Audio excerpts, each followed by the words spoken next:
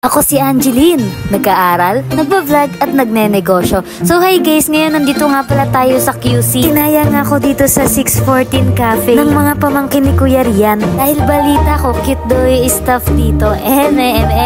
Dahil guys, ayan yung mga menu nila. Tapos meron din silang DIY na noodles. Cafe at milk tea nga pala ang available sa kanila dito. Tapos meron din silang cookies. Pero habang pinapakita ko sa inyo yung lugar, isi-share ko muna pala sa inyo itong sinabi ni Father Laura na ang bawat kabiguan, pagkakamali at pagsubok na kinakaharap natin ay nagiging gabay patungo sa tamang landas at nagiging pundasyon ng ating tagumpay. Sa bawat pagkakamaling nagagawa natin, meron tayong leksyon na natututunan. Nasa sa atin na yun kung gagamitin natin to sa positive o negative. Pero ang opinion ko, syempre dun tayo sa positive. Bilis na ng pabilis ang panahon, next month, per month na naman. Kaya gawin natin yung best natin palagi sa araw-araw para pagdating ng panahon, wala tayong pagsisisi. Anyways guys, ayan, habang naghihintay kami ng order, hinanda na nga pala namin yung mga lalaruin natin. At in fairness kay ate, kahit mag-isa lang siya, nagagawa niya agad yung mga order. Sabihin nun, ay sanay na siya sa trabaho niya.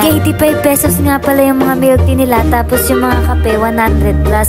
At hindi sila naka-pearl dahil nakanata. At lahat nga pala ng milk tea na flavor nila, merong cheese. At dito nagsimula na nga pala kami maglaro. Nga pala guys, kung meron kayong small business or kaka-open lang na business, open po ako for collaboration and partnership. Message nyo lang po ako dito sa FB page ko, Angeline's Vlog. Pwede na ring dumirekta na lang kayo dito sa main account ko, Angeline Espinosa. Gusto ko nga lang pala magpasalamat guys sa walang sawang pagsuporta nyo sa akin, lalo na sa mga simula pa lang nandyan na. Grabe, palagi kong sinasabi sa inyo na hindi ko man kayo maisa-isa, pero palaging maraming salamat sa inyo. Ganyan nga pala yung buong place guys. Wallet trade mo. Una, picture. Tingin. Picture. Yan. Sunod, tuman. Ang bigas. Tapos kaya. Basta yung kapatapos. Ako na, mas nakapantin. Basta kasi mo siya hindi. May lang hindi magagano yung isa. Hindi ano yan sa team niyo. Hindi mo magagano. Sabihin mo Ito naman daw. Una, black screen. Spider-Man. Sabihin ni Mika. Mapatingin, black screen reveal. Wait lang. Home screen.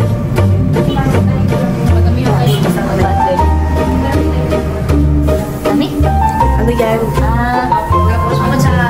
Daw muna dahil nakapag-milk tea sa mahal.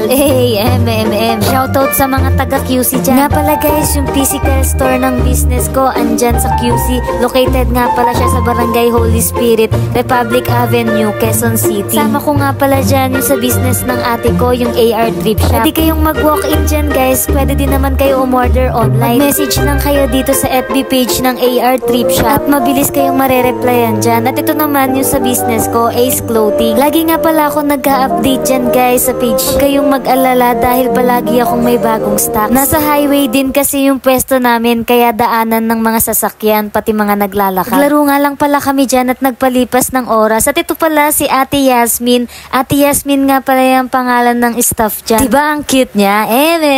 So yun guys, pauwi na nga pala kami neto at salamat sa 614 Cafe dahil na-try namin yung milk tea nila. Walking distance nga lang din pala to sa bahay nila Kuya Rian, kaya ayan, nalakad na kami pa uwi. Pero bago kami umuwi, nabili muna kami ng chicherya. At grabe guys, ang mamahal na pala ng bilihin ngayon. Nabili namin yung chicherya ng 3-5 piso na siya. Kaya mag-aral nga pala tayo ng mabuti hanggat may nagpapaaral sa atin. Kailangan nating tapusin yung pag-aaral at diploma at sabayan natin ng diskarte. Dito ko na nga lang din pala tatapusin tong vlog na to. Salamat sa panonood. Next vlog naman ulit. Bye, and don't forget to follow my social media accounts. Thank you! Catch a good time.